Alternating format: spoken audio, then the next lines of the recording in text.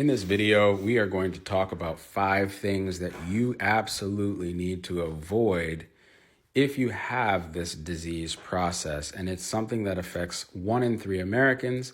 And so I know that it has affected you or someone that you love. And so if you have cancer or if your loved one has cancer, you need to watch this video because I'm going to name the top 5 things that I believe are like gasoline to the fuel of your disease process.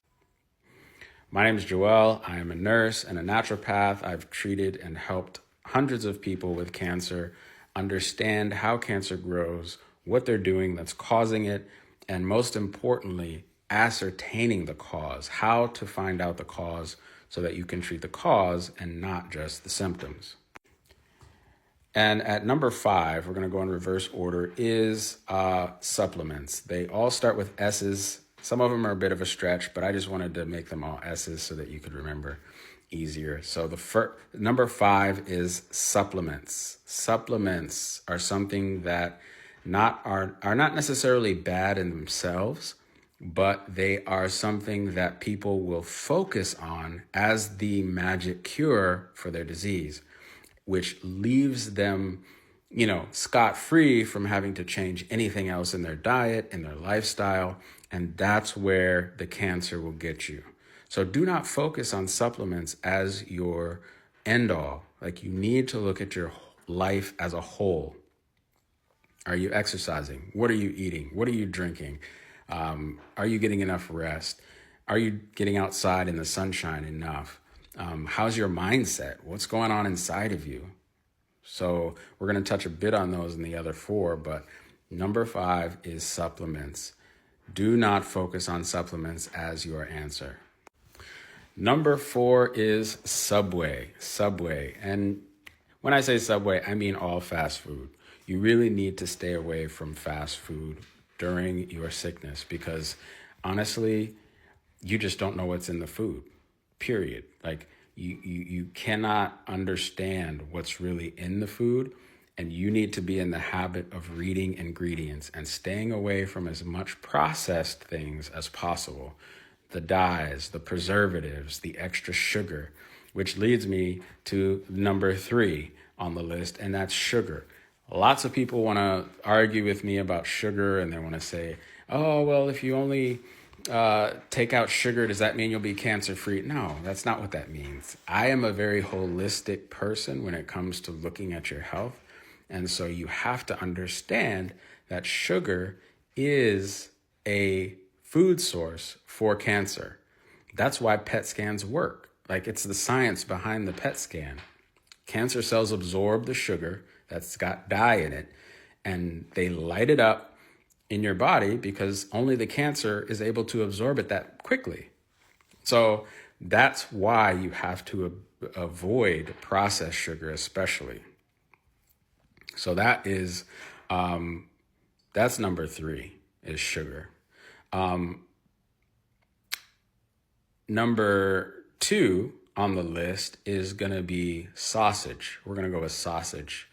It's a stretch, I'm sorry, but meat and animal products is really a problem, but processed meat has been put on the 1A list for carcinogens by the World Health Organization. Again, not my word for it. Please go Google it. Find out for yourself. Processed meats are horrific for your body. But all meat is equally bad when it comes to fiber and how it affects your gut. No, if you eat meat, that doesn't mean you're going to get cancer, but it does show, according to statistics and studies, that colon cancer especially has been on the rise of late because of the increased meat consumption. And unfortunately, the flipping upside down of the pyramid, food pyramid by the USDA, is another added stimulus to our cancer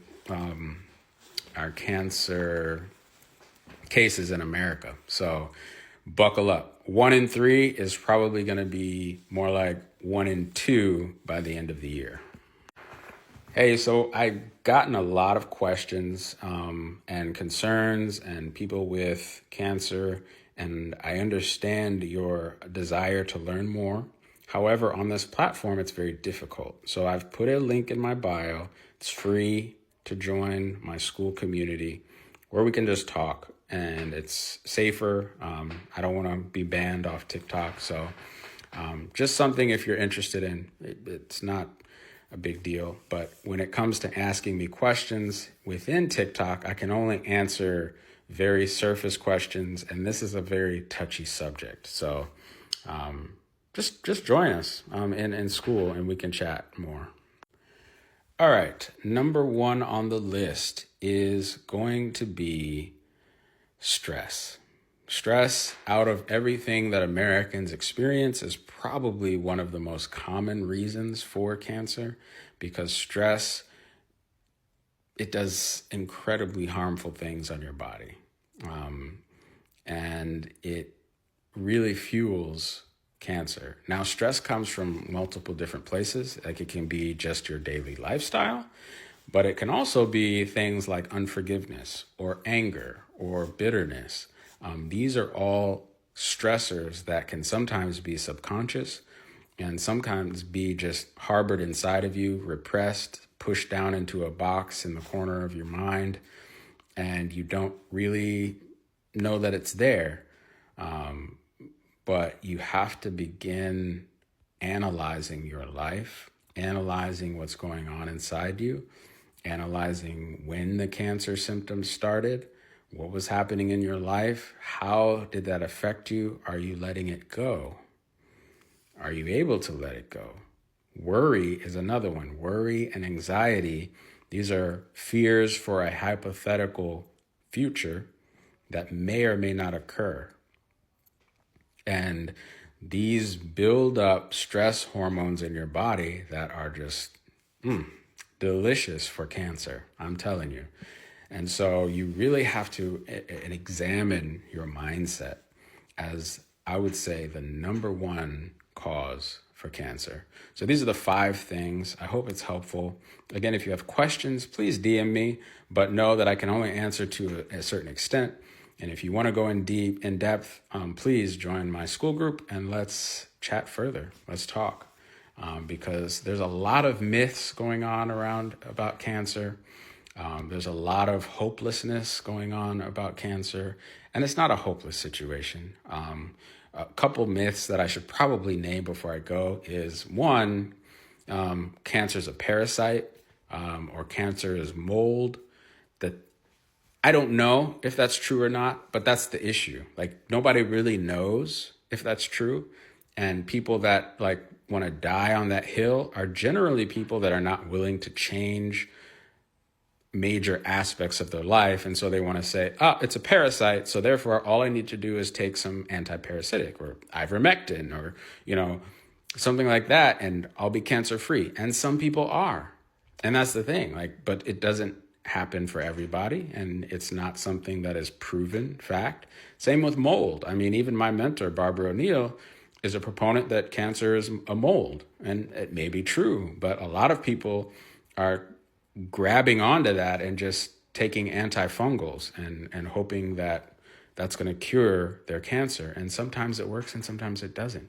But the idea behind cancer and fixing it is understanding the cause and understanding the laws that are attached to the effects. So the laws that have been broken, the things that you have done that are not conducive to health, are the cause. So if you want to know what those laws are, you can watch my videos, older videos, but you can also jump in my school group and we can have a chat, and I will share more. But more videos to come on cancer. I hope this was helpful. Share with someone who has cancer, someone who needs to understand what they need to stop doing in order for the cancer's growth to be slowed down.